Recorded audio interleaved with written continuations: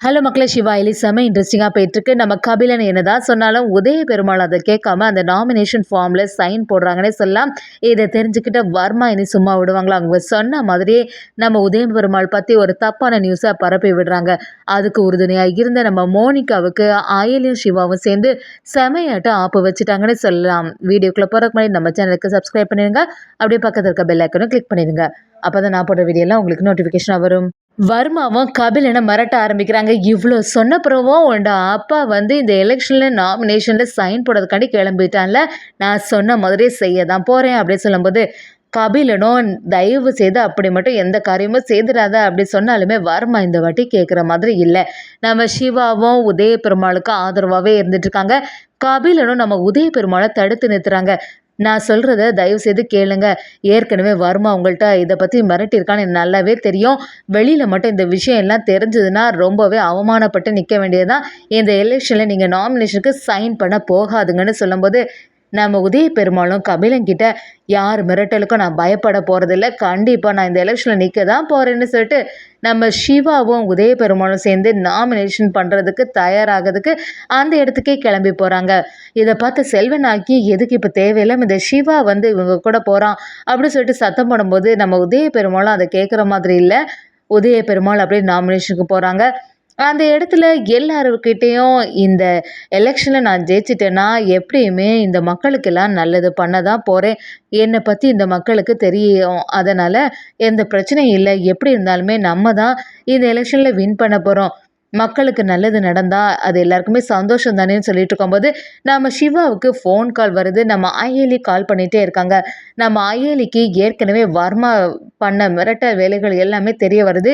இதை எப்படியாவது நம்ம சிவா கிட்ட சொல்லணும்னு சொல்லிட்டு முயற்சி பண்ணும்போது நம்ம சிவா ஃபோனை எடுத்த மாதிரி இல்லை.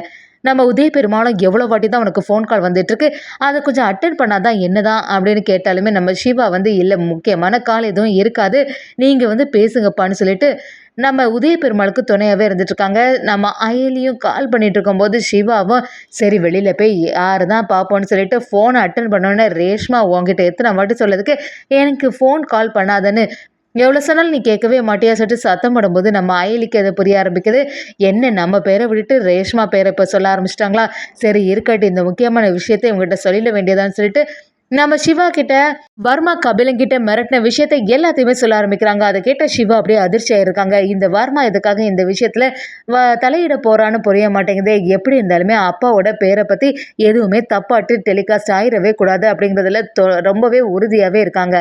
அதே சமயத்தில் நம்ம மோனிகாவுக்கு ஒரு நியூஸ் வருது. அந்த நியூஸை பார்த்த உடனே பயங்கர ஷாக் ஆகி இதுதான் சரியான சமயம், இந்த இந்திராணி குடும்பத்தில் உள்ளவங்க எல்லாருமே சந்தோஷமாக இருக்கக்கூடாது, அதானே நமக்கு வேணும், இந்த நியூஸை இப்போவே டெலிகாஸ்ட் பண்ணால் அதுக்கப்புறமா இந்திராணி குடும்பத்தில் உள்ளவங்க அவமானப்பட்டு நிற்பாங்க, உதய பெருமாளும் இனிமேல் இந்த எலெக்ஷனில் நிற்கவே முடியாது அப்படின்னு சொல்லிட்டு மோனிகா சந்தோஷப்படுறாங்க.